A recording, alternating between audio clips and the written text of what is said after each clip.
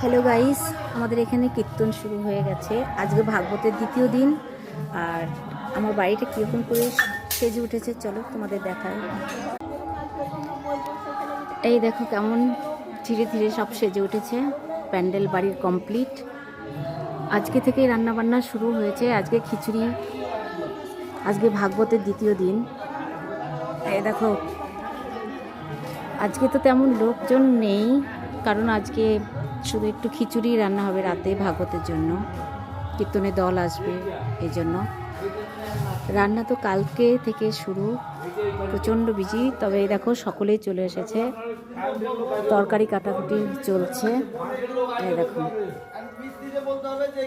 আর ওই যে রান্না হবে এখানে। এই দেখো কড়াই বসে গেছে, রান্না হবে এখানে। এই দেখো রাত্রিবেলা লাইটিংটা দেখা যাবে, এখন তো সেটা দেখা যাচ্ছে না। যাই হোক, তো চলো পরে আবার ফিরে আসছি।